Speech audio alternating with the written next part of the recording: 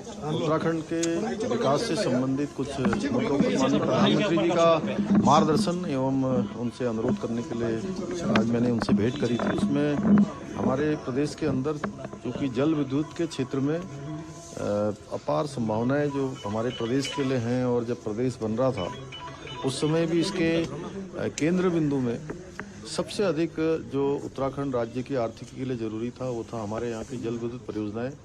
लेकिन विगत कुछ वर्षों में उन क्षेत्रों में बहुत प्रगति इसलिए नहीं हो पाई कि कहीं पर माननीय उच्चतम न्यायालय का और कई मंत्रालयों के आपसी जो निपटारे होते हैं, जो उनके आपसी समन्वय न हो पाने के कारण से यहाँ पर दिक्कतें आई हैं। मैंने माननीय प्रधानमंत्री जी से अनुरोध किया है कि इन जल विद्युत परियोजनाओं को फिर से चालू करने के लिए जल्दी से जल्दी जो पीएमओ के स्तर पर एक बैठक होती है, उनके सलाहकार के स्तर पर वो बैठक जल्दी करी जाए, जिसमें भारत सरकार का जल शक्ति मंत्रालय, वन पर्यावरण मंत्रालय, ऊर्जा मंत्रालय और राज्य सरकार, ये सभी उसमें सहभागी होती हैं। और इन 44 परियोजनाओं को जैसे ही हमको कार्य करने की हमको सहमति मिल जाएगी, इसमें जल विद्युत परियोजनाएं बनाने की सहमति मिल जाएगी, तो प्रदेश के लिए हमारा आगे के लिए बहुत अच्छा काम जल विद्युत के क्षेत्र में, ऊर्जा के उत्पादन के क्षेत्र में होगा।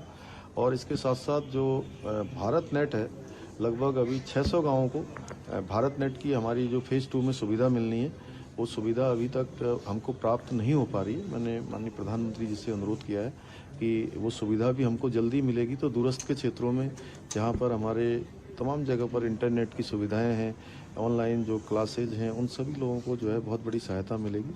तो इन सब पर मैंने अनुरोध किया। साथ ही साथ जो पिछले दिनों माननीय प्रधानमंत्री जी ने हमारे यहाँ पर माणा गांव, जिसको भारत के पहले गांव की संज्ञा दी, उसी प्रकार से हमारे कुछ गांव और भी हैं, उन सभी गांवों को स्वदेश दर्शन योजना में भारत सरकार की जो केंद्र पोषित योजनाएं हैं, उन योजनाओं में सम्मिलित करने का भी उनसे मैंने अनुरोध किया है। आपने वहाँ पुष्प अर्पित भी किए हैं, और किस तरह से देखिए वहाँ संसद के जो हमले में शहीद हुए थे हमारे जांबाज वीर सैनिक, मैं उनकी शहादत को नमन करता हूं। और चूँकि आज मैं दिल्ली में था, संसद भवन में था, तो मैंने उनके चित्रों पर जाकर वहां पर पुष्पांजलि की है। हम उन सभी का स्मरण किया है।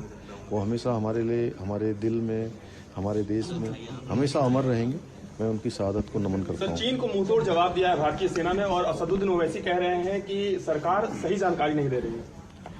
देखिए, कुछ लोग हमेशा सैनिकों पर, देश की सेना की वीरता, शौर्य, पराक्रम पर हमेशा सवाल उठाते रहे हैं।